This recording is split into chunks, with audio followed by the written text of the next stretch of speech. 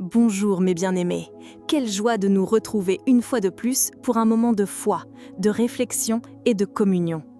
C'est toujours un privilège de partager la parole que nous nourrit et nous guide.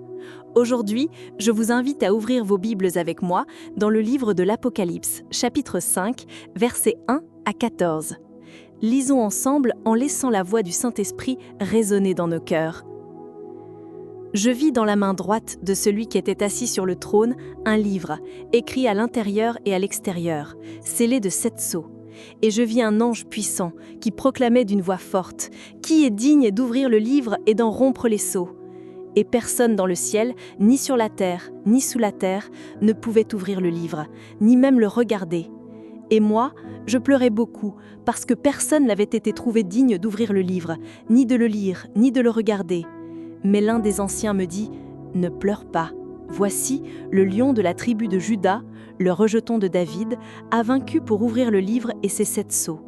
Et je vis, au milieu du trône, des 4 êtres vivants et des anciens, un agneau debout, comme immolé.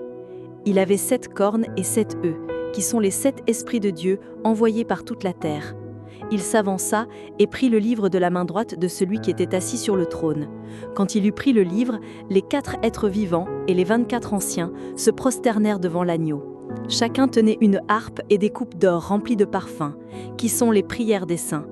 Et ils chantaient un cantique nouveau, disant « Tu es digne de prendre le livre et d'en ouvrir les sceaux, car tu as été immolé et tu as racheté pour Dieu, par ton sang, des hommes de toute tribu, langue, peuple et nation. Tu as fait d'eux un royaume et des prêtres pour notre Dieu, et ils régneront sur la terre. » Je regardais, et j'entendis la voix de nombreux anges autour du trône, des êtres vivants et des anciens. Leur nombre était des myriades de myriades, et des milliers de milliers. Ils disaient à haute voix, « L'agneau qui a été immolé est digne de recevoir la puissance, la richesse, la sagesse, la force, l'honneur, la gloire et la louange. » Et j'entendis toute créature dans le ciel, sur la terre, sous la terre et sur la mer, et tout ce qui s'y trouve, dire « À celui qui est assis sur le trône et à l'agneau, soit la louange, l'honneur, la gloire et la domination au siècle des siècles. » Et les 4 êtres vivants disaient « Amen. » Et les anciens se prosternèrent et adorèrent. Quelle parole puissante! Nous voyons ici un décor céleste grandiose, où le destin de l'humanité et la souveraineté divine se dévoilent. J'en pleure, car personne n'est digne d'ouvrir le livre scellé. Mais l'espoir surgit. Le lion de la tribu de Juda, le rejeton de David, celui qui a vaincu, Jésus, l'agneau immolé, se révèle digne. Il détient toute puissance, toute sagesse, et il contrôle chaque détail de l'histoire et de nos vies. Cela signifie que nous ne sommes pas livrés au hasard, mais guidés avec amour par un Dieu souverain qui a un plan parfait pour chacun de nous. Et qu'est-ce que cela implique pour notre parcours? Cela signifie que nos prières sont entendues. Comme nous l'avons lu, les coupes d'or remplies de parfums sont les prières des saints. Nos supplications parviennent jusqu'au trône de Dieu par Jésus, notre intercesseur. Cela signifie aussi que l'évangélisation est une mission victorieuse, parce que Jésus a déjà racheté par son sang des personnes de toute tribu, langue, peuple et nation. La victoire est déjà acquise. Et nous sommes faits rois et prêtres pour notre Dieu, appelés à régner avec lui. Quelle position glorieuse! Face à tout cela, il ne peut y avoir qu'une réponse. Consacrer tout ce que nous sommes et avons à celui qui est seul digne de toute louange, honneur et gloire. Et si nous nous unissions maintenant en prière, en élevant nos cœurs vers l'agneau digne de toute adoration? Terre bien-aimée, qui est dans les cieux, nous nous prosternons devant ta majesté, reconnaissant que tu es le seul et véritable Dieu.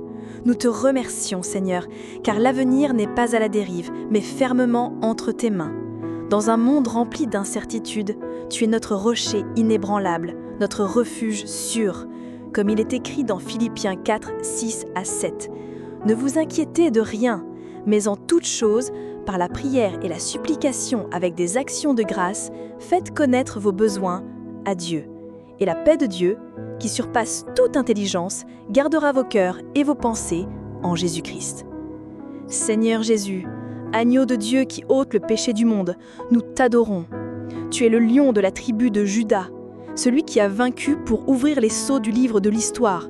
En toi, nous trouvons le but de notre existence et l'assurance que chaque pas est guidé par ta souveraineté. Merci de nous avoir rachetés par ton sang précieux, faisant de nous un royaume de prêtres, pour toi. Comme le dit 1 Pierre 2, 9. Vous, au contraire, vous êtes une race élue, un sacerdoce royal, une nation sainte, un peuple acquis, afin que vous annonciez les vertus de celui qui vous a appelés de ténèbres à sa merveilleuse lumière. En ce moment, nous élevons vers toi chaque prière, chaque désir, chaque inquiétude qui habite nos cœurs. Que nos supplications, comme un parfum, montent jusqu'à ta présence. Nous croyons que tu entends et réponds, car tu es fidèle et juste. Saint-Esprit, rends-nous capables de vivre dignement de notre appel, d'annoncer la bonne nouvelle du salut à tous ceux que nous croisons, sachant que la victoire nous appartient déjà en Jésus-Christ.